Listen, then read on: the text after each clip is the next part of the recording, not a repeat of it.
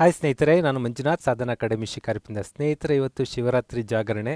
ನಿಮಗೆ ನಿದ್ದೆ ಮಾಡೋಕ್ಕೆ ಬಿಡಬಾರ್ದು ಅಂತ ಈ ಸ್ಕೀಮ್ ಏನಲ್ಲ, ಸ್ವಲ್ಪ ನಿದ್ದೆ ಬಿಡಬೇಕು, ಹೊಸ ಹೊಸ ಯೋಚನೆಗಳು ಮಾಡಬೇಕು. ಹಾಗಾಗಿ ಸ್ವಲ್ಪ ನಿಮಗೆ ಬಜೆಟ್ ರಿಲೇಟೆಡ್ ಆಗಿ ಒಂದಷ್ಟು ವಿಷಯಗಳನ್ನ ಕೆದ್ಕೋಣ ಅಂತ ಬಂದಿದ್ದೀನಿ.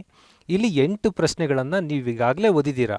ಯೂನಿಯನ್ ಬಜೆಟ್ ಆಗಿ 1 ಮಂತ್ ಆಗಿದೆ, ಕರ್ನಾಟಕ ಬಜೆಟ್ ಆಗಿ 3-4 ದಿವಸ ಆಗಿದೆ. ಒಂದು 8 ಪ್ರಶ್ನೆಗಳು ನಿಮಗೆ ಕೇಳ್ತಾ ಬರ್ತೀನಿ. ಆ ಪ್ರಶ್ನೆಗಳಿಗೆ ನೀವು ಉತ್ತರ ಕೊಟ್ಟಾಗ ಸುಮಾರು 6ಕ್ಕಿಂತ ಹೆಚ್ಚು ಸರಿ ಉತ್ತರ ಆದರೆ ನೀವು ಅಪ್ಡೇಟ್ ಇದ್ದೀರಿ ಅಂತ, ಇಲ್ಲ ಅಂದರೆ ಇನ್ನೂ ಹೆಚ್ಚು ಅಪ್ಡೇಟ್ ಆಗಬೇಕು. ಕಾಮೆಂಟ್ ಬಾಕ್ಸಲ್ಲಿ ಕಾಮೆಂಟ್ ಮಾಡಿ ಈ ರಿಲೇಟೆಡಾಗಿ ಇನ್ನೂ ಹೆಚ್ಚು ವಿಡಿಯೋ ಬೇಕಾ ಅಂತ. ಆ ರಿಲೇಟೆಡ್ ನಾವು ಪ್ರಯತ್ನ ಮಾಡ್ತಾ ಬರ್ತೀವಿ. ಇವತ್ತು ಕರ್ನಾಟಕ ಮತ್ತು ಭಾರತ ಬಜೆಟ್ ಹೈಲೈಟ್ಸನ್ನು ಒಂದಿಷ್ಟು ಡಿಸ್ಕಸ್ ಮಾಡೋಣ. ಸ್ನೇಹಿತರೆ, ನಮ್ಮ ಚಾನಲ್ 8,30,000ಕ್ಕೆ ಹೆಚ್ಚು ಜನರಿಂದ ಒಪ್ಪಿತವಾಗಿದೆ. ಹಾಗಾಗಿ ನೀವು ಇದನ್ನು ಸಬ್ಸ್ಕ್ರೈಬ್ ಮಾಡಿದ್ರೆ ಇವತ್ತು ಸಬ್ಸ್ಕ್ರೈಬ್ ಮಾಡಲೇಬೇಕು. ಮತ್ತು ನಮ್ಮ ಆ್ಯಪ್ ಪ್ಲೇಸ್ಟೋರಲ್ಲಿ ಸಾಧನಾ ಅಕಾಡೆಮಿ ಆ್ಯಪ್ ಇದೆ.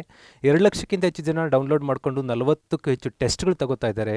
ಅಲ್ಲಿ ನಮ್ಮ ಯೂಟ್ಯೂಬ್ ವೀಡಿಯೋಸ್ಗಳ ಲಮ್ಸಮ್ ಲಿಂಕ್ ಸಿಗುತ್ತೆ. ಮತ್ತು ನೀವು ರಾಜ್ಯದ ಮೂಲೆ ಮೂಲೆಗಳಲ್ಲಿದ್ದೀರಾ, ನಾವು ಹೇಳೋ ಬುಕ್ಸ್ ಸಿಗ್ತಾ ಇಲ್ಲ ಅಂದರೆ ಒಂದು 40-50ಕ್ಕೂ ಹೆಚ್ಚು ಒಳ್ಳೊಳ್ಳೆ ಬುಕ್ಸ್ಗಳನ್ನು ನಾವು ಬುಕ್ ಸ್ಟೋರಲ್ಲಿ ಹಾಕಿದ್ದೀವಿ.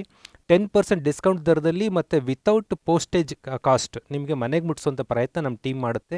ನೀವಲ್ಲಿ ಬುಕ್ಸ್ಗಳನ್ನ ಕೂಡ ಪರ್ಚೇಸ್ ಮಾಡ್ಕೋಬೋದು. ಮತ್ತು ನಮ್ಮ ಟೆಲಿಗ್ರಾಮಲ್ಲಿ ಕೂಡ ಜಾಯ್ನ್ ಆಗಿ ಅಂತ ಹೇಳ್ತಾ, ವೆರಿ ಫಸ್ಟ್ ಬಜೆಟ್ ಬಗ್ಗೆ ಮಾತಾಡೋದಾದರೆ, ಕೇಂದ್ರ ಬಜೆಟ್ ಯೂನಿಯನ್ ಬಜೆಟ್ ಏನಿತ್ತು ಫೆಬ್ರವರಿ 1ನೇ ತಾರೀಕು ನಿರ್ಮಲಾ ಸೀತಾರಾಮನ್ ಹಣಕಾಸು ಸಚಿವರು ಮಂಡಿಸ್ತಾರೆ. ಅದೇ ರೀತಿ ಸ್ಟೇಟ್ ಬಜೆಟ್ಟು ಮಾರ್ಚ್ 8ಕ್ಕೆ ಮಾನ್ಯ ಮುಖ್ಯಮಂತ್ರಿಗಳು ಹಣಕಾಸು ಸಚಿವರು ಕರ್ನಾಟಕ ಅವರು ಮಂಡಿಸ್ತಾರೆ. ಎರಡನ್ನೂ ಒಟ್ಟಿಗೆ ಇಟ್ಕೊಂಡು ಸ್ಟಡಿ ಮಾಡೋಣ ಅಂಥೇಳಿ ನಾನು ಇಷ್ಟು ದಿನ ವೆಯ್ಟ್ ಮಾಡ್ತಾ ಇದ್ದೆ. ಇದನ್ನು ಭಾರತ ಸಂವಿಧಾನದ 112ನೇ ವಿಧಿಯಲ್ಲಿ ಆ್ಯನ್ಯುಯಲ್ ಫೈನಾನ್ಷಿಯಲ್ ಸ್ಟೇಟ್ಮೆಂಟ್ ಅಂತ ಕರಿತೀವಿ. ಯೂನಿಯನ್ ಬಜೆಟ್ಗೆ ಏನು ನಾವು ಕರಿತೀವಲ್ಲ, ಬಜೆಟ್ ಅನ್ನೋ ಪದನೇ ಸಂವಿಧಾನದಲ್ಲಿಲ್ಲ. ಅಲ್ಲಿ ವಾರ್ಷಿಕ ಹಣಕಾಸು ಹೇಳಿಕೆ, ಆ್ಯನ್ಯುಯಲ್ ಫೈನಾನ್ಷಿಯಲ್ ಸ್ಟೇಟ್ಮೆಂಟ್. ವಾರ್ಷಿಕ ಹಣಕಾಸು ಹೇಳಿಕೆ ಅಂದರೆ ಅರ್ಥ, ನಾವು ಅದನ್ನು ಬಜೆಟ್ ಅಂತ ಯೂಸ್ ಮಾಡ್ಕೊಂಡು ಬರ್ತಾ ಇದ್ದೀವಿ. 112ನೇ ವಿಧಿ ಯೂನಿಯನ್ ಬಜೆಟ್ ರಿಲೇಟೆಡಾಗಿ ಮಾತಾಡಿದರೆ, ಕರ್ನಾಟಕದ ಸ್ಟೇಟ್ ಬಜೆಟ್, ಕರ್ನಾಟಕ ಒಂದೆಲ್ಲ ಎಲ್ಲ ಸ್ಟೇಟ್ನ ಬಜೆಟ್ಗಳು 202ನೇ ವಿಧಿ, ಅಲ್ಲೂ annual financial statement of the state. ಈ ಎರಡೂ ಬಜೆಟ್ಗಳು ಅಲ್ಲಿ ಕೇಂದ್ರ ಅಥವಾ ಭಾರತದ ಸಂಚಿತ ನಿಧಿ ಅಂತ ಇರುತ್ತೆ, ಕನ್ಸಾಲಿಡೇಟೆಡ್ ಫಂಡ್ ಆಫ್ ಇಂಡಿಯಾ ಅಂತ. ಭಾರತದ ಸಂಚಿತ ನಿಧಿಗಾಗಿ ಬಜೆಟ್ ಮಾಡೋದು ಯೂನಿಯನ್ ಬಜೆಟ್ಟು, ರಾಜ್ಯ ಸಂಚಿತ ನಿಧಿಗಾಗಿ ಬಜೆಟ್ ಮಾಡೋದು ರಾಜ್ಯ ಬಜೆಟ್. ಏನಿದು ಸಂಚಿತ ನಿಧಿ, ಆವರ್ತ ನಿಧಿ ಮುಂದೆ ಬರ್ತಾ ನಾನು ಮಾತಾಡ್ತಾ ಬರ್ತೀನಿ, ಯಾಕಂದರೆ ಇಲ್ಲಿ ಆವರ್ತ ನಿಧಿ ಬಗ್ಗೆ ಕೂಡ ಡಿಸ್ಕಸ್ ಮಾಡೋದಿದೆ ಈ ಬಜೆಟಲ್ಲಿ. ಹಾಗಾಗಿ ಗೊತ್ತಿರಬೇಕು, union budget 111 article of constitution, state budget 202 article of constitution ಆಗಿರುತ್ತೆ. ಬಜೆಟ್ ಸೈಜ್ ಬಗ್ಗೆ ಪ್ರಶ್ನೆ ಕೇಳ್ತಾ ಇರ್ತಾರೆ, ಎಷ್ಟು ಬಜೆಟ್ ಇದು? ಸಾಮಾನ್ಯವಾಗಿ ಬಜೆಟ್ ಇನ್ಕಮ್ ಮತ್ತು ಎಕ್ಸ್ಪೆಂಡಿಚರ್, ಆಯಾ ವ್ಯಯದ ಹೊಂದಾಣಿಕೆ ಮಾಡುವ ಒಂದು ಸ್ಕೀಮ್ ಆಗಿರುತ್ತೆ. ಎಷ್ಟು ಎಕ್ಸ್ಪೆಂಡಿಚರ್ ಮಾಡ್ತೀವಿ ಅನ್ನೋದನ್ನು ನಾವು ಬಜೆಟ್ನ ಗಾತ್ರ ಅಂತೀವಿ. ಇನ್ಕಮ್ ಸಮ್ಟೈಮ್ ಕಡಿಮೆ ಇರುತ್ತೆ, ಅದನ್ನು ಸಾಲ ಇನ್ನಿತರ ಮೂಲಗಳಿಂದ ಹೊಂದಿಸೋ ಪ್ರಯತ್ನ ಮಾಡ್ತಾರೆ. ಕರ್ನಾಟಕ ಬಜೆಟಲ್ಲಿ ವೇರಿಯೇಷನ್ ಆಗಿರುತ್ತೆ. ಇದನ್ನು ಕೊರತೆ ಬಜೆಟ್, ಮಿಗುತೆ ಬಜೆಟ್, ಸರಿಸಮ ಬಜೆಟ್ ಅಂತೆಲ್ಲ ಕರಿತೀವಿ. ಏನಿದು ಕೊರತೆ ಬಜೆಟ್ ಅಂದರೆ, ವೆಚ್ಚ ಜಾಸ್ತಿ ಇರಬೇಕು, ಆದಾಯ ಕಡಿಮೆ ಇರಬೇಕು. ಏನಿದು ಹೀಗೆ ಮಾತಾಡ್ತಿರೋ, ವೆಚ್ಚ ಜಾಸ್ತಿ ಇರಬೇಕಾ? ಹೌದು. ಎಲ್ಲಿ ಅಭಿವೃದ್ಧಿ ಹೊಂದುತ್ತಿರುವ ದೇಶಗಳಿರ್ತವೆ, ಆದಾಯಕ್ಕಿಂತ ವೆಚ್ಚ ಜಾಸ್ತಿ ಮಾಡಬೇಕು. ಎಲ್ಲಿಂದ ತರಬೇಕು? ಸಾಲ ಮಾಡಿದ್ರೂ ತರಬೇಕು. ಸಾಲ ಮಾಡಿ, ಯಾಕಂದರೆ ಈಗ ಹೊಸದಾಗಿ ನೌಕರಿಗೆ ಸೇರಿದಾನೊಬ್ಬ ಹುಡುಗ, ಆತನಿಗೆ ಹೊಸ ನೌಕರಿ ಸೇರ್ತಾ ಇದ್ದಂಗೆ ಆತನಿಗೆ ಬೈಕ್ ಯಾರು ಕೊಡೋಕ್ಕಾಗಲ್ಲ. ಅವನು ಡ್ಯೂಟಿಗೆ ಹೋಗಿ ಬರೋಕ್ಕೆ ಮಾಡೋಕ್ಕೆ ಅರ್ಜೆಂಟಾಗಿ ಹೋಗಬೇಕು, ಕ್ವಿಕ್ಕಾಗಿ ಕೆಲಸ ಮಾಡಬೇಕು ಅಂದರೆ ಬೈಕ್ ಬೇಕು. ಏನು ಮಾಡಬೇಕು? ಅವನು ಸಾಲ ತಗೋಬೇಕು. ಹೀಗೆ ಒಂದು ಅಭಿವೃದ್ಧಿಗೆ ಸಾಲ ಅಗತ್ಯವಾದ ಒಂದು ಮೂಲ ಆಗಿರುತ್ತೆ ಆ ಅಭಿವೃದ್ಧಿಶೀಲ ದೇಶಗಳಲ್ಲಿ. ಹಾಗಾಗಿ ಭಾರತ ಸರ್ಕಾರ ಸ್ವತಂತ್ರ ಬಂದಾಗಿಂದ ಇವತ್ತಿನವರೆಗೂ ಕೊರತೆ ಬಜೆಟ್, ಡಿಫಿಸಿಟ್ ಬಜೆಟ್ ಅಂತ ಕರಿತೀವಿ, ಅದರಲ್ಲೇ ಇದೆ. ಸ್ಟೇಟ್ ಬಜೆಟ್ಗಳು ಹಾಗೆ ಇರುತ್ತೆ, ಕಲ್ಯಾಣ ರಾಜ್ಯಗಳು ಎಲ್ಲವೂ ಹೀಗೆ ಇರುತ್ತೆ. ಬಜೆಟ್ ಗಾತ್ರ ಅಂದರೆ ಎಕ್ಸ್ಪೆಂಡಿಚರ್ ಲೆಕ್ಕದಲ್ಲಿ ನಾವು ಹೇಳ್ತಾ ಇರ್ತೀವಿ, 34,83,236 ಕೋಟಿ, 34 ಲಕ್ಷ ಕೋಟಿ, 35 ನಿಯರ್ ಇದೆ ಅದು. ಅಷ್ಟು ದೊಡ್ಡದು ನಮ್ಮ ಯೂನಿಯನ್ ಬಜೆಟ್ನ ಗಾತ್ರ. ಹಾಗಾದ್ರೆ ಸ್ಟೇಟ್ ಬಜೆಟ್ ಎಷ್ಟಿತ್ತು ಮಾನ್ಯ ಮುಖ್ಯಮಂತ್ರಿಗಳು ಮಂಡಿಸಿದ್ದು ಅಂದರೆ 2,46,207 ಕೋಟಿ. ಇದು ಕಂಪೇರ್ ಮಾಡಿದರೆ ಯೂನಿಯನ್ ಬಜೆಟ್ಗೆ ಜಸ್ಟ್ 7% ಆಗುತ್ತೆ. ಭಾರತದ ಬಜೆಟ್ನ 7% ನಮ್ಮ ಬಜೆಟ್ ಆಗಿರುತ್ತೆ. ಅದು ನಮಗಿದು ಸಣ್ಣದು ಅನಿಸುತ್ತೆ. ದ ಸೇಮ್ ಮುಖ್ಯಮಂತ್ರಿಗಳು ಮೊದಲು ಮುಖ್ಯಮಂತ್ರಿ ಆಗಿದ್ದಾಗ 2008-9 ಟೈಮಲ್ಲಿ ಒಂದು ಹೇಳ್ತಾರೆ ಸ್ಟೇಟ್ಮೆಂಟು, ನನಗೆ ಲಕ್ಷ ಕೋಟಿ ಬಜೆಟ್ ಮಂಡಿಸ್ಬೇಕು ಅಂತ ಆಸೆ ಇದೆ ಅಂತ. ಆ ಟೈಮಲ್ಲಿ ಏನೋ ವ್ಯತ್ಯಾಸ ಆಗಿ ಅವರಲ್ಲಿ ನಿರ್ಗಮನ ಆದರೂ, ಆನಂತರ ಬಂದಂಥ ಸದಾನಂದ ಗೌಡರು, ಜಗದೀಶ್ ಶೆಟ್ಟರ್ ಅವ್ರ ಕಾಲದಲ್ಲಿ 1,00,000 ಕೋಟಿ ಬಜೆಟ್ ಆಗುತ್ತೆ 2010 ಟೈಮಲ್ಲಿ. 10 ವರ್ಷಗಳ ನಂತರ ಕರ್ನಾಟಕ ಬಜೆಟು 2.5 ಲಕ್ಷ ಕೋಟಿ ಹತ್ತಿರ ಬಂದಿದೆ. ಅಂದರೆ ದಿಸ್ ಇಸ್ ಡೆವಲಪ್ಮೆಂಟ್. ಬಜೆಟ್ನ ಸೈಜ್ ಹಿಗ್ತಾ ಬರ್ತಾ ಇದೆ. ಕೋವಿಡ್ನ ನಂತರದಲ್ಲೂ ಕೂಡ ಯೂನಿಯನ್ ಬಜೆಟು ಮತ್ತು ಸ್ಟೇಟ್ ಬಜೆಟ್ನ ಗಾತ್ರ ದೊಡ್ಡದಾಗಿದೆ. 34,83,236 ಕೋಟಿ ಭಾರತದಲ್ಲಿ ವೆಚ್ಚ ಮಾಡೋದಕ್ಕೆ ಭಾರತ ಸರ್ಕಾರ ರೆಡಿ ಇದೆ. ಹಾಗೆ ಸ್ಟೇಟಲ್ಲಿ 2,46,207 ಕೋಟಿಗಳನ್ನು ಎಕ್ಸ್ಪೆಂಡಿಚರ್ ಮಾಡೋಕ್ಕೆ ಸ್ಟೇಟ್ ಗೌರ್ಮೆಂಟ್ ರೆಡಿ ಇದೆ. ಇದನ್ನ ಬಜೆಟ್ ಗಾತ್ರ ಅಂತ ಕರಿತೀವಿ. ಈ ಗಾತ್ರವನ್ನು ಅನಾಲಿಸಿಸ್ ಮಾಡೋಕ್ಕೆ ಹೋದಾಗ ರಿಸಿಪ್ಟ್ ಆದಾಯ ಏನು ಅಂದರೆ 2 ಮೂಲಗಳಿಂದ ಬರುತ್ತೆ. Revenue receipts and capital receipts ಅಂತ ಕರಿತೀವಿ. ರೆವಿನ್ಯೂ ಅಂದರೆ ಆದಾಯ ಸ್ವೀಕೃತಿಗಳು, ಬಂಡವಾಳ ಸ್ವೀಕೃತಿಗಳು. ಆದಾಯ ಅಂದ್ರೇನು? ದೇಶಕ್ಕೆ ಅಥವಾ ನಮಗೆ ಆದಾಯ ಅಂದರೆ ನಾವು ಕೆಲಸ ಮಾಡ್ತೀವಿ, ಸಂಬಳ ಬರುತ್ತೆ, ಅದು ಆದಾಯ ಅಂದ್ಕೋತೀವಿ. ಬಟ್ ದೇಶಕ್ಕೆ ಆದಾಯ ಎಲ್ಲಿಂದ ಬರುತ್ತೆ? Tax revenue. ಟ್ಯಾಕ್ಸ್ ಅಂದರೆ ಏನು ತೆರಿಗೆ ಹಾಕಿರ್ತಾರೆ, ತೆರಿಗೆ ಮೂಲಕ ಬರೋದನ್ನು ನಾವು ಟ್ಯಾಕ್ಸ್ ರೆವಿನ್ಯೂ ಅಂತ ಕರಿತೀವಿ. ನಾನ್ ಟ್ಯಾಕ್ಸ್ ರೆವಿನ್ಯೂ, ತೆರಿಗೆತರ ಆದಾಯನೂ ಕೆಲವು ಬರ್ತಾ ಇರುತ್ತೆ. ತೆರಿಗೆ ಆದಾಯ, ತೆರಿಗೆತರ ಆದಾಯ, ಇವನ್ನು ನಾವು ರೆವಿನ್ಯೂ ಸ್ವೀಕೃತಿಗಳು, ಆದಾಯ ಸ್ವೀಕೃತಿಗಳು ಅಂತೀವಿ. ಮತ್ತು ಬಂಡವಾಳ ಸ್ವೀಕೃತಿ ಅಂದ್ರೇನು? ಕ್ಯಾಪಿಟಲ್ ರಿಸಿಪ್ಟ್ಸ್ ಅಂದರೆ ಲೋನ್ ರಿಕವರಿ ಇರುತ್ತೆ, ಸಾಲ ರಿಕವರಿ ಮಾಡೋವಂಥದ್ದು, ಇತರೆ ರಿಸಿಪ್ಟ್ಗಳು. ಮತ್ತು ಈ ಸಾಲ ಮಾಡೋದು, ಬಾರೋವಿಂಗ್ಸ್ ಆ್ಯಂಡ್ ಅದರ್ ಲಿಯಬಿಲಿಟೀಸ್, ಹೊಣೆಗಾರಿಕೆಗಳನ್ನು ತಗೊಳ್ಳೋದು. ಆ್ಯಂಡ್ ದೆನ್ ಡಿಸ್ಇನ್ವೆಸ್ಟ್ಮೆಂಟು, ಬಂಡವಾಳ ಹಿಂತೆಗೆತ ಅಂತ ಕರಿತೀವಿ, ಡಿಸ್ಇನ್ವೆಸ್ಟ್ಮೆಂಟ್.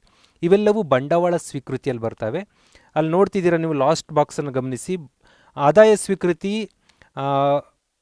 17 ಲಕ್ಷ ಇದೆ, ಆ್ಯಂಡ್ ಬಂಡವಾಳ ಸ್ವೀಕೃತಿ 16 ಲಕ್ಷ ಕೋಟಿ ಇದೆ, ಸಮಥಿಂಗ್ ಇದೆ. ಇದು ಟೋಟಲ್ ಸೇರಿಕೊಂಡು 34,83,236 ಕೋಟಿ. ಇದು ರಿಸಿಪ್ಟ್ ಆ್ಯಂಡ್ ಎಕ್ಸ್ಪೆಂಡಿಚರ್ ಸೇಮ್ ಇದೆ.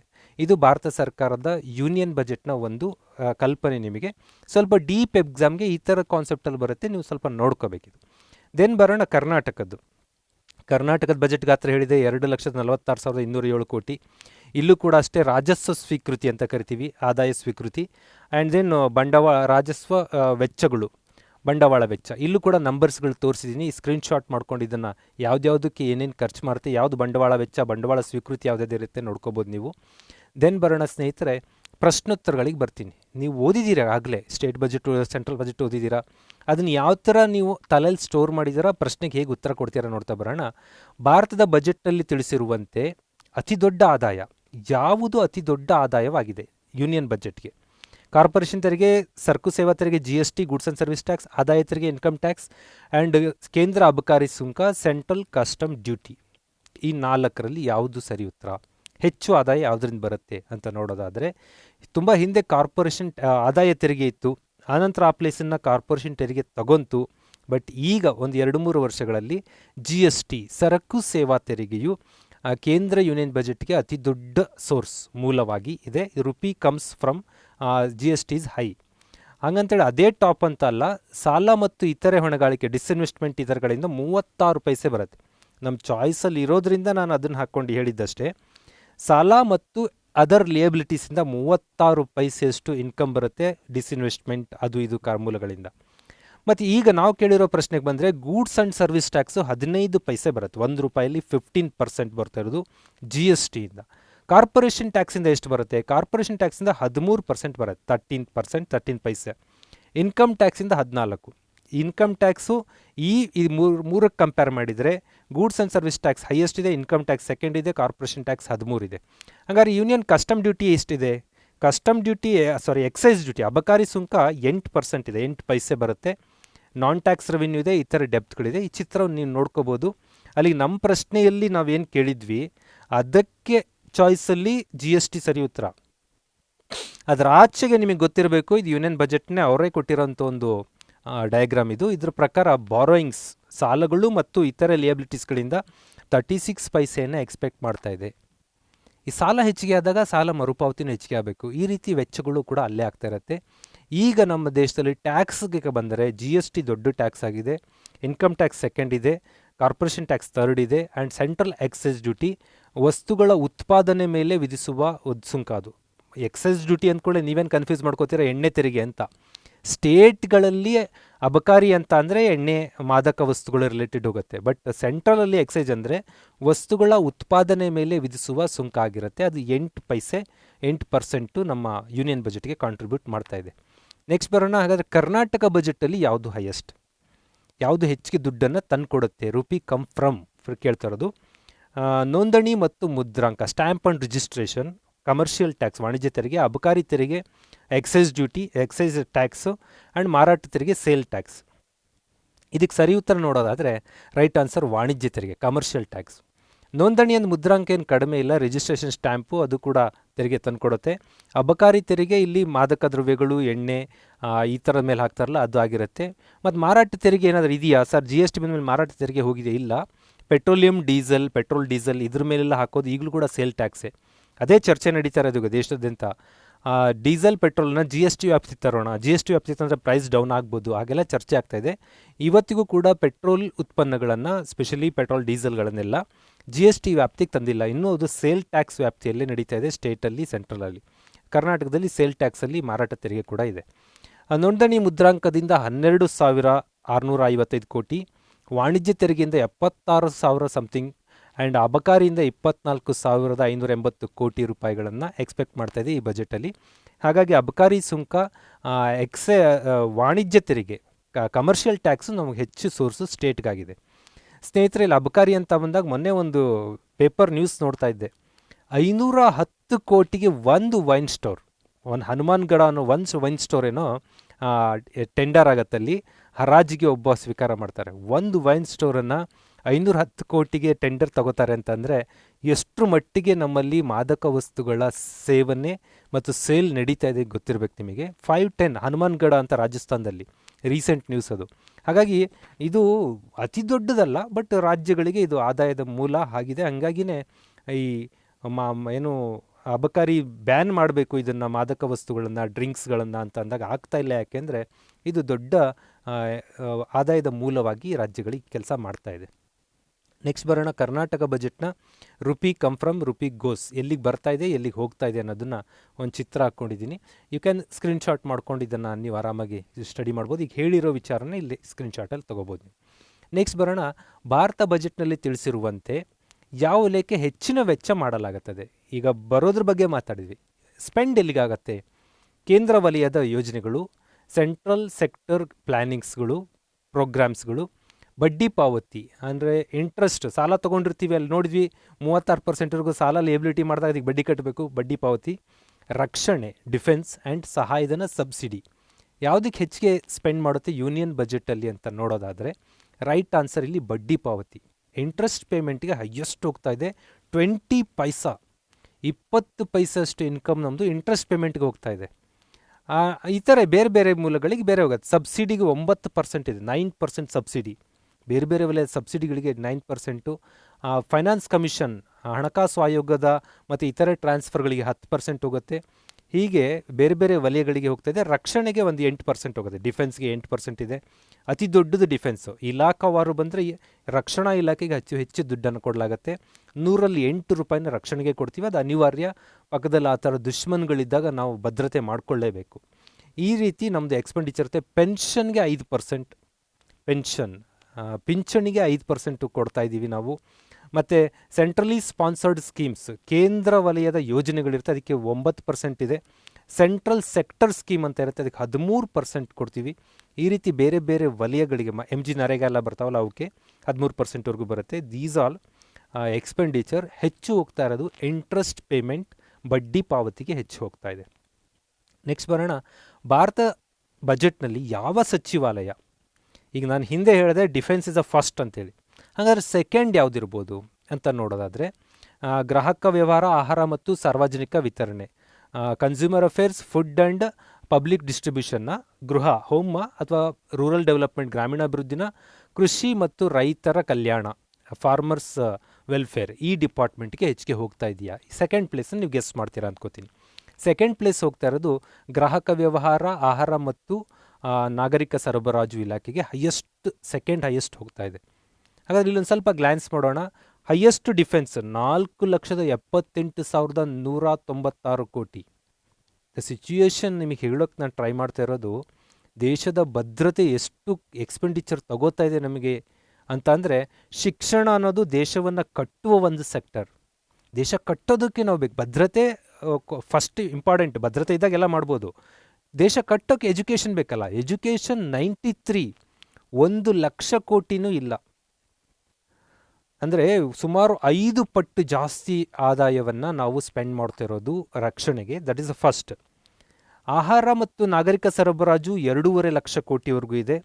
ಗೃಹ ಇಲಾಖೆ 1,66,000 ಕೋಟಿ, ರೂರಲ್ ಡೆವಲಪ್ಮೆಂಟ್ ಗ್ರಾಮೀಣಾಭಿವೃದ್ಧಿ 1,33,000, ಅಗ್ರಿಕಲ್ಚರ್ ಫಾರ್ಮರ್ ವೆಲ್ಫೇರ್ 131 ಮಾತ್ರ, road transport and highways 1,18,000, railways is 1,10,000, education 93,000.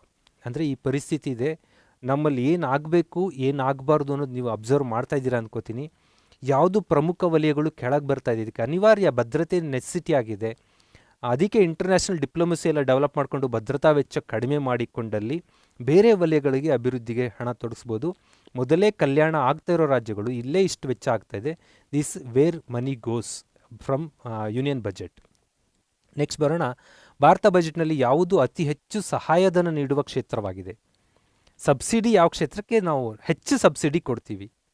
ಆಹಾರ, ರಸಗೊಬ್ಬರ, ಪೆಟ್ರೋಲಿಯಂ ಆ್ಯಂಡ್ ರೈಲ್ವೆ. ಪೆಟ್ರೋಲಿಯಂನಲ್ಲಿ ಈಗಲೂ ಕೂಡ ಮೀನುಗಾರಿಕೆಗೆ ಅದಕ್ಕೆ ಇದಕ್ಕೆಲ್ಲ ಪೆಟ್ರೋಲಿಯಮಲ್ಲೂ ಸಬ್ಸಿಡಿ ಕೊಡ್ತಾ ಇದ್ದೀವಿ. ರೈಲ್ವೆ ವಲಯದಲ್ಲಂತೂ ಗೊತ್ತು ನಿಮಗೆ, 100 ಕಿಲೋಮೀಟ್ರ್ ಪ್ರಯಾಣ ಮಾಡೋದಕ್ಕೆ ಕೇವಲ 2 ಡಿಜಿಟ್ 70-80 ರೂಪಾಯಲ್ಲಿ ನಾವು ಹೋಗ್ತಾ ಇದ್ದೀವಿ. ಅಂದರೆ ರೈಲ್ವೆ ಈಗಲೂ ಕೂಡ ಸಬ್ಸಿಡಿಯಲ್ಲಿ ನಡೀತಾ ಇದೆ. ಯಾವ ವಲಯಕ್ಕೆ ಹೆಚ್ಚು ಕೊಡ್ತೀವಿ ಸಬ್ಸಿಡಿ ನೋಡೋದಾದರೆ ರೈಟ್ ಆನ್ಸರ್ ಆಹಾರ. ಫುಡ್ಗೆ ನಾವು ಹೆಚ್ಚು ಸಬ್ಸಿಡಿ ಹೋಗ್ತಾ ಇರೋದು.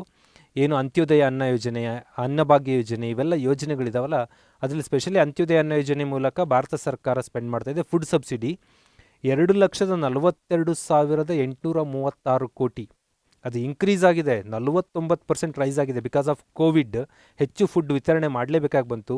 PM ಬೇರೆ ಬೇರೆ ಸ್ಕೀಮ್ಗಳನ್ನು ಹಾಕ್ಕೋತಾರೆ, ಆ ಮೂಲಕ 49% ಹೆಚ್ಚು ವೆಚ್ಚ ಆಗುತ್ತೆ ಕೋವಿಡ್ ಕಾರಣಕ್ಕೆ. ಹೈಯೆಸ್ಟ್ ಅದು ಪ್ಲ್ಯಾನ್ ಮಾಡಿದ್ದಾರೆ ಈ ವರ್ಷ 2,42,836 ಕೋಟಿ ಫುಡ್ ಸಬ್ಸಿಡಿ. ಫುಡ್ ಸಬ್ಸಿಡಿ ಮತ್ತು ಫರ್ಟಿಲೈಸರ್ಸ್. ಫುಡ್ ಸಬ್ಸಿಡಿಯಲ್ಲಿ 2 ವಿಧ ಇರುತ್ತೆ, ಒಂದು ಗ್ರಾಹಕರಿಗೆ ಕೊಡುವಂಥದ್ದು, ಇನ್ನೊಂದು ರೈತರಿಗೆ ಟ್ರಾನ್ಸ್ಫರ್ ಮಾಡುವಂಥದ್ದು ಇರುತ್ತೆ. ಎಲ್ಲ ಕಾರಣಕ್ಕೆ ಅದು ಅಷ್ಟಿದೆ. ಫರ್ಟಿಲೈಸರ್, ರಸಗೊಬ್ಬರ, ಕೃಷಿಗೆ ರಸಗೊಬ್ಬರ ವಿತರಣೆ ಮಾಡಬೇಕು, ನಿಯರ್ಲಿ 80,000 ಕೋಟಿ ಇದೆ, ಸೆಕೆಂಡ್ ಹೈಯೆಸ್ಟು. ಪೆಟ್ರೋಲಿಯಂಗೆ ಸಬ್ಸಿಡಿ ಹೋಗ್ತಾ ಇದೆ 14,000 ಕೋಟಿ. ಇತರೆ ಸಬ್ಸಿಡಿಗಳು ಕೂಡ ಇದೆ. ಇದು ಭಾರತದ ಸಬ್ಸಿಡಿ ಹೋಗುವಂಥದ್ದು, railway subsidy, electricity subsidy, these all. Next ಬರೋಣ, ಸಾದಿಲ್ವಾರು ನಿಧಿ ಅಂತ ಬರುತ್ತೆ, ಕಾಂಟಿಜೆನ್ಸಿ ಫಂಡ್ ಆಫ್ ಇಂಡಿಯಾ ಅಂತ. ಇದು ಭಾರತ ಸಂವಿಧಾನದಲ್ಲಿ ಕಾಂಟಿಜೆನ್ಸಿ ಫಂಡ್ ಅನ್ನೋದಕ್ಕೊಂದು ಅವಕಾಶ ಇದೆ. ತುರ್ತು ಸಮಯದಲ್ಲಿ ನಿಭಾಯಿಸೋದಕ್ಕೆ ಒಂದಿಷ್ಟು ದುಡ್ಡು ಇಡಬೇಕು ಅಂತ. ಎಷ್ಟು ಕೋಟಿ ಇತ್ತು? 50 ಕೋಟಿ ಇತ್ತು, ಅದು 500 ಕೋಟಿಗೆ ಬಂದಿತ್ತು. ಈಗ 500 ಕೋಟಿ ಇದೆ ಅದರಲ್ಲಿ. ಈಗ ಸದ್ಯದ ಒಂದು 10-15 ವರ್ಷಗಳ ಡೆವಲಪ್ಮೆಂಟಲ್ಲಿ 500 crores ರಿಸರ್ವ್ ಫಂಡ್ ಇರುತ್ತೆ, ತುರ್ತು ಬಂದಾಗ ಅದನ್ನು ಕಳಿಸ್ಬೇಕು ಅಂತ. ಬಟ್ ನೀವು ನೋಡ್ತಾ ಇದ್ದೀವಿ, ಈಗ ನಡೆಯೋ ಡಿಸಾಸ್ಟರ್, ಒಂದು ಪ್ರವಾಹ ಬಂತು ಅಂದರೆ 5-10 ಸಾವಿರ ಕೋಟಿ ಬೇಕು. ಒಂದು ಚಂಡಮಾರುತ ಬಂತು ಅಂದರೆ 5-10 ಸಾವಿರ ಕೋಟಿ ಬೇಕು, 20,000 ಕೋಟಿ ಬೇಕು. 500 ಕೋಟಿ ಇಟ್ಕೊಂಡು ನಾವು ಯಾವುದೇ ತುರ್ತು ಪರಿಸ್ಥಿತಿ ನಿಭಾಯಿಸೋ ಸ್ಥಿತಿಯಲ್ಲಿ ಈಗಿಲ್ಲ. ಹಾಗಾಗಿ ಕಾಂಟಿಂಜೆನ್ಸಿ ಫಂಡ್ ಬಗ್ಗೆ ಒಂಥರ ಅಪಹಾಸ್ಯ ಮಾಡ್ಕೊಂಡು ಓಡಾಡ್ತಾ ಇದ್ವಿ ನಾವೇ.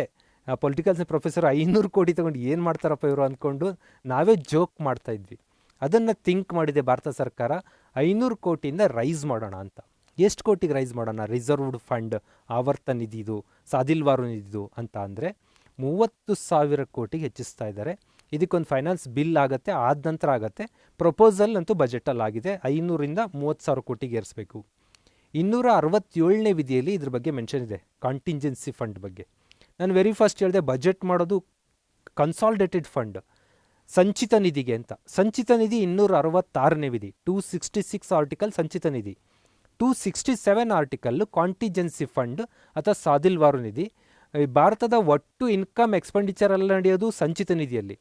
ಎಮರ್ಜೆನ್ಸಿ ಸಿಚುವೇಶನ್, ತುರ್ತು ಪರಿಸ್ಥಿತಿ ನಿಭಾಯಿಸೋಕೆ ಬೇಕಿರೋದು ಸಾದಿಲ್ವಾರು ನಿಧಿ ಅಥವಾ ಏನು ಕಾಂಟಿಜೆನ್ಸಿ ಫಂಡ್ ಅಂತೀವಿ. ಇದು 500 ಕೋಟಿಯಿಂದ 30,000 ಕೋಟಿಗೆ ಡ್ರಾಸ್ಟಿಕ್ಕಾಗಿ ರೈಸ್ ಮಾಡೋದಕ್ಕೆ ಭಾರತ ಸರ್ಕಾರ ಯೋಚನೆ ಮಾಡಿಕೊಂಡಿದೆ. ನೆಕ್ಸ್ಟ್ ಬರೋಣ, 15ನೇ ಹಣಕಾಸು ಆಯೋಗ. 15ನೇ ಹಣಕಾಸು ಆಯೋಗ 2020ರಿಂದ 2025ಕ್ಕೆ ವರ್ಕ್ ಮಾಡಬೇಕಿತ್ತು. ಅದನ್ನು 21ರಿಂದ 26ರವರೆಗೂ ಎಕ್ಸ್ಟೆಂಡ್ ಮಾಡಿದ್ದಾರೆ. 2021 ಏಪ್ರಿಲ್ 1 26ಗೆ 5 ವರ್ಷ ಅದು ಕೆಲಸ ಮಾಡುತ್ತೆ. ಆ 5 ವರ್ಷಗಳಲ್ಲಿ ಹೇಗೆ ಭಾರತ ಮತ್ತು ರಾಜ್ಯ ಸರ್ಕಾರಗಳು ಶೇರ್ ನಡಿಬೇಕು, ಹಣಕಾಸು ಆಯೋಗದ ಕೆಲಸನೇ ಇಷ್ಟು, ಕೇಂದ್ರ ರಾಜ್ಯಗಳ ನಡುವೆ ಆದಾಯ ಹಂಚಿಕೆ ಬಗ್ಗೆ ವರ್ಕೌಟ್ ಮಾಡುತ್ತದು. ಟ್ರಾನ್ಸ್ಫರ್ ಹೇಗಾಗಬೇಕು, ಹಣ ಹಂಚಿಕೆ. ಯಾಕಂದರೆ ಕರ್ನಾಟಕದಲ್ಲಿ ನಾನಿದ್ದೀನಿ, ನನಗೆ ಇನ್ಕಮ್ ಟ್ಯಾಕ್ಸ್ ಬರುತ್ತೆ, ಒಂದು 45,000 ಇನ್ಕಮ್ ಟ್ಯಾಕ್ಸ್ ಕಟ್ತೀನಿ. ಆ ಇನ್ಕಮ್ ಟ್ಯಾಕ್ಸನ್ನು ಭಾರತ ಸರ್ಕಾರಕ್ಕೆ ಪೇ ಮಾಡ್ತೀವಿ. ಭಾರತ ಸರ್ಕಾರ ಕರ್ನಾಟಕದಲ್ಲಿರೋ ಪ್ರಜೆಯಿಂದ ಹಣ ತೊಗೊಂಡ್ಮೇಲೆ ಅದು ಕರ್ನಾಟಕಕ್ಕೆ ವಾಪಸ್ ಕೊಡಬೇಕಲ್ಲ. ಇದ್ರ ಬಗ್ಗೆ ರೂಪುರೇಷೆ ಮಾಡೋವಂಥದ್ದಕ್ಕೆ ಇರೋದೇ ಹಣಕಾಸು ಆಯೋಗ. ಎಷ್ಟು ಹಣ ಕೇಂದ್ರ ಇಟ್ಕೋಬೇಕು, ಎಷ್ಟು ರಾಜ್ಯಕ್ಕೆ ಟ್ರಾನ್ಸ್ಫರ್ ಮಾಡಬೇಕು ಅಂತ. ಆ ಕೆಲಸವನ್ನು ಮಾಡುವ 15ನೇ ಆಯೋಗ ಎನ್ ಕೆ ಸಿಂಗ್ ಅವ್ರ ನೇತೃತ್ವದಲ್ಲಿ ನಡೀತಾ ಇದೆ. ಅವರು ಈ ಸರಿ ಹೇಳಿದ್ದಾರೆ ನೀವಿಷ್ಟು ಪಾಲನ್ನು ರಾಜ್ಯಗಳಿಗೆ ಕೊಡಿ ಅಂತ. ಇದು ಈ ಹಿಂದೆ ಹೇಳಿದರು, ಬಜೆಟಲ್ಲಿ ಈ ಪಾಯಿಂಟ್ ಆ್ಯಡ್ ಆಗಿದೆ, ಹಾಗಾಗಿ ತೊಗೊಂಡಿದ್ದೀನಿ. 41%, 41% ರಾಜ್ಯಗಳ ಪಾಲು, 39%, 59% ಕೇಂದ್ರದ ಪಾಲು. ಕೇಂದ್ರ 59 ಪೈಸೆ ಇಟ್ಕೊಳ್ಳುತ್ತೆ, 41 ಪೈಸೆನ ರಾಜ್ಯಗಳಿಗೆ ಟ್ರಾನ್ಸ್ಫರ್ ಮಾಡಬೇಕು ಅನ್ನೋ ಅರ್ಥದಲ್ಲಿ ಈ ವರದಿ ಕೊಡುತ್ತೆ. ಇದ್ರ ಬಗ್ಗೆ ಇನ್ನು ಮುಂದೆ ಹೆಚ್ಚು ಡಿಸ್ಕಸ್ ಮಾಡೋಣ. ಈ 13ನೇ ಆಯೋಗ ಕೇಲ್ಕರ್ ಸರ್ ಅವರ ಆಯೋಗ ಇತ್ತು, 14ನೇ ಆಯೋಗ ವೈ ವಿ ರೆಡ್ಡಿ ಅವ್ರದ್ದಿತ್ತು, 15ನೇ ಆಯೋಗ ಎನ್ ಕೆ ಸಿಂಗ್ ಅವ್ರದ್ದು. ಇಲ್ಲಿ ಏನು ಟ್ರಾನ್ಸ್ಫಾರ್ಮೇಷನ್ ಚೇಂಜಸ್ ಏನಾಯಿತು ಅಂದರೆ, 13ನೇ ಆಯೋಗದಲ್ಲಿ 32 ಟ್ರಾನ್ಸ್ಫರ್ ಮಾಡಿ 32% ರಾಜ್ಯಗಳಿಗೆ ಶೇರ್ ಕೊಡಿ ಅಂತ ಹೇಳಿತ್ತು. 14ನೇ ಆಯೋಗ 42% ಶೇರ್ ಕೊಡಿ ಅಂತ ಹೇಳಿತ್ತು. 15ನೇ ಆಯೋಗ ಕೆಲವು ಸೆಂಟ್ರಲ್ ನೇರ ಸ್ಕೀಮ್ ಇರೋದರಿಂದ ಒಂದಷ್ಟು ಹಣ ಕಡಿಮೆ ಮಾಡಿದೆ, 41% ರಾಜ್ಯಗಳ ಪಾಲಾಗಿ ಕೊಟ್ಟಿದೆ. ಮತ್ತು ಬೇರೆ ಬೇರೆ ರೂಪದಲ್ಲಿ ಗ್ರ್ಯಾಂಟಿ ನೀಡ್ಸ್ ಕೊಡೋದಕ್ಕೂ ಕೂಡ ಸಲಹೆಗಳನ್ನು ಕೊಟ್ಟಿದೆ. ರಾಜ್ಯಗಳ ಪಾಲು 15ನೇ ಆಯೋಗದ ಪ್ರಕಾರ, ಎನ್ ಕೆ ಸಿಂಗ್ ಆಯೋಗದ ವರದಿ ಪ್ರಕಾರ 41% ಅನ್ನೋದು ನಿಮಗೆ ಗೊತ್ತಿರಬೇಕು. ಹಣಕಾಸು ಆಯೋಗ ಅನ್ನೋದು ಭಾರತ ಸಂವಿಧಾನ 280ನೇ ವಿಧಿಯಲ್ಲಿ ಬರುತ್ತೆ, 280 ಆರ್ಟಿಕಲಲ್ಲಿ. ಅಲ್ಲಿಗೆ ಇದು ಬಜೆಟ್ ಬಗ್ಗೆ ಮಾತಾಡಿದ್ದೀವಿ, ಇಲ್ಲೇ 4-5 ಸಂವಿಧಾನ ವಿಧಿ ತಿಳ್ಕೊಂಡ್ವಿ.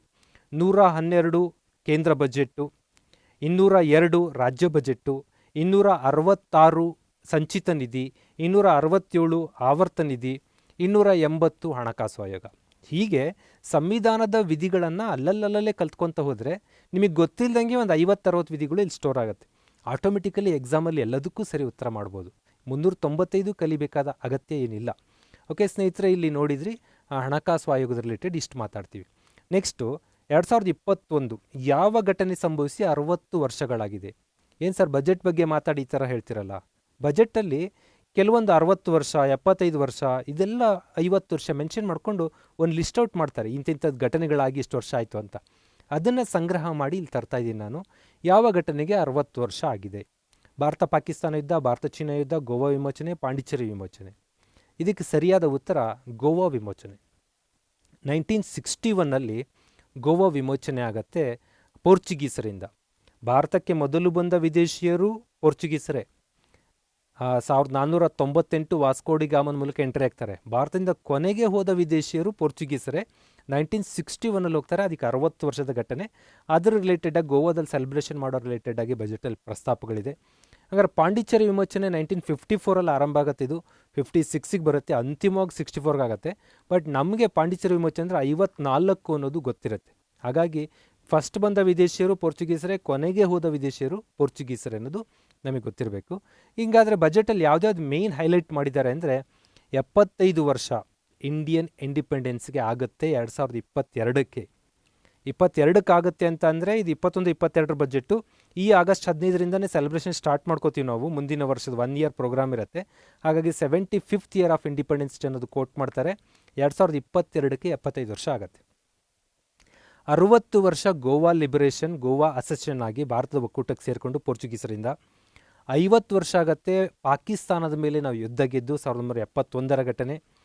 ಈ ವರ್ಷ ಸೆನ್ಸಸ್ ನಡಿಬೇಕು. ಪ್ರತಿ ಮೊದಲ ದಶಕದ ಮೊದಲ ವರ್ಷ ನಡೀತಾ ಇದೆ.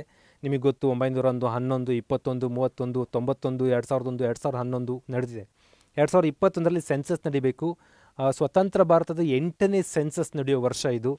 ಮತ್ತು ಬ್ರಿಕ್ಸ್ನಲ್ಲಿ ನಾಯಕತ್ವ, ಬ್ರಿಕ್ಸ್ ಕಂಟ್ರೀಸ್ಗಳ ಗ್ರೂಪ್ ಇದೆ, ಅದರ ನಾಯಕತ್ವ ಮತ್ತು ಸಮಿಟ್ ಜವಾಬ್ದಾರಿ ನಮ್ಮದೇ ಇದೆ. ಈ ವರ್ಷದ ನಾಯಕರು ನಾವು ಬ್ರಿಕ್ಸಲ್ಲಿ. ನೆಕ್ಸ್ಟು ಚಂದ್ರಯಾನ 3, ಚಂದ್ರಯಾನ 2 ಫೇಲ್ ಆಗಿತ್ತು, ಬಿಡಬಾರ್ದು ಚಂದ್ರಯಾನ 3 ಅಂತ ಪ್ರಾಜೆಕ್ಟ್ ಹಾಕ್ಕೊಂಡಿದ್ದೀವಿ.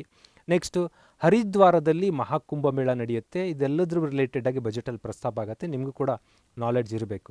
ಹೀಗೆ ಇನ್ನಷ್ಟು ಮಾಹಿತಿಗಳು ನೀಡಿದರೆ, ಈ ಥರದಲ್ಲಿ ನೀವು ಅಪ್ಡೇಟ್ ಆಗ್ತಾ ಇಲ್ಲ ಅಂದರೆ ಮತ್ತು ನೀವು ಓದೋ ಮೆಥಡ್ ಸರಿ ಇಲ್ಲ ಅಂತ ಅರ್ಥ. ಅದನ್ನು ನಾವು ಗ್ಲ್ಯಾನ್ಸ್ ಮಾಡೋಣ. ಕಾಮೆಂಟ್ ಬಾಕ್ಸಲ್ಲಿ ಕಾಮೆಂಟ್ ಮಾಡಿ. ದೆನ್ ನಮ್ಮ ಯೂಟ್ಯೂಬಲ್ಲಿ ಟಚ್ಚಲ್ಲಿರಿ, ಆ್ಯಂಡ್ರಾಯ್ಡ್ ಆ್ಯಪ್ ಮೂಲಕ ಟೆಸ್ಟ್ ತೊಗೊಳ್ಳಿ. ಈ ಭಾನುವಾರ ಟೆಸ್ಟ್ ಕೊಡ್ತಾ ಇದ್ದೀವಿ. ಆ್ಯಂಡ್ ದೆನ್ ಟೆಲಿಗ್ರಾಮಲ್ಲಿ ಕೂಡ ನಮ್ಮ ಜೊತೆ ಜಾಯ್ನ್ ಆಗಿ. Happy Shivaratri, all the best. Success ನಿಮ್ಮದೇ ಆಗಬೇಕು. ಫೋಕಸ್ ಮಾಡ್ಕೊಳ್ಳಿ.